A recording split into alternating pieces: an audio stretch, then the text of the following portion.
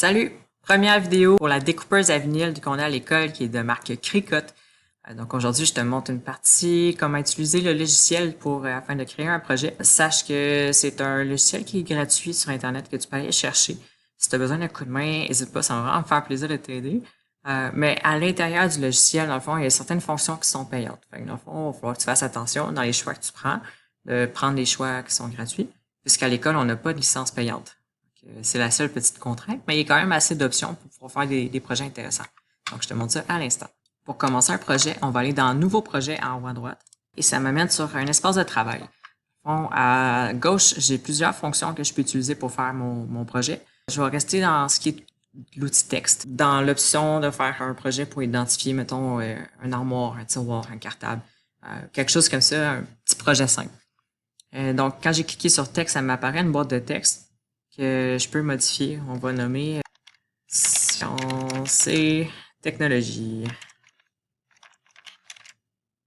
Mon texte, je peux le grossir ou le rapetisser avec les petits points sur les côtés.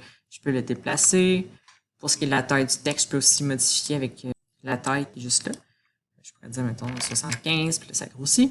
La police. On va commencer avec ça. Quand je disais qu'il y a des fonctions payantes, là, on le voit direct ici, il y a des calligraphies qui coûtent de l'argent. Pour éviter ça, tu peux aller dans le filtre en haut à droite, puis tu peux cocher gratuit. Donc, ça va juste te montrer les choses qui sont gratuites sur la plateforme.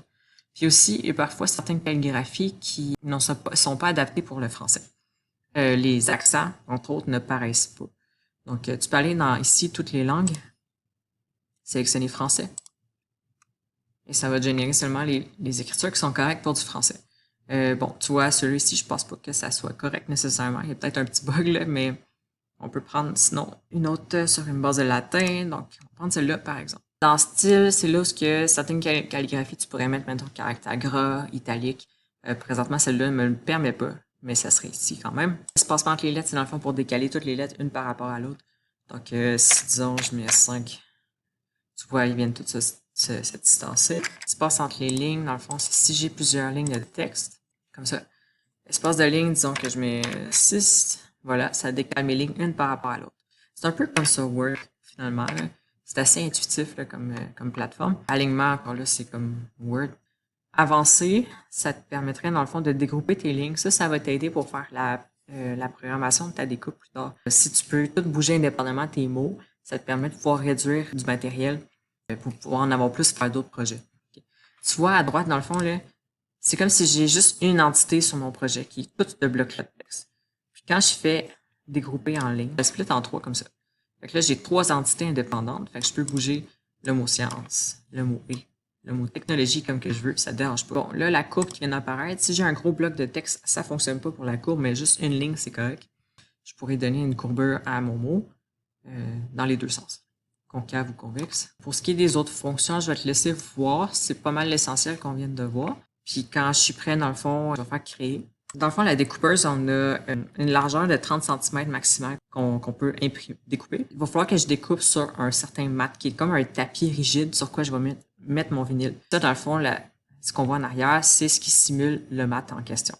Donc, tu vois les échelles là, de 0 à 30 en haut, à gauche aussi. Puis sinon, être en pouces là, en bas et sur la droite.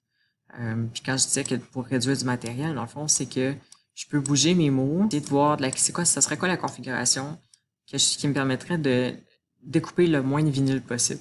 Là, c'est un peu difficile. C'est sûr que je vais avoir des pertes comme ici, mais ça me permet de voir que je pourrais me découper une bande de 6 cm sur 22, puis je pourrais faire ma découpe aisément. Pour l'instant, c'est ce que tu as besoin de voir. Fais attention à ce niveau-là pour bien placer ton projet.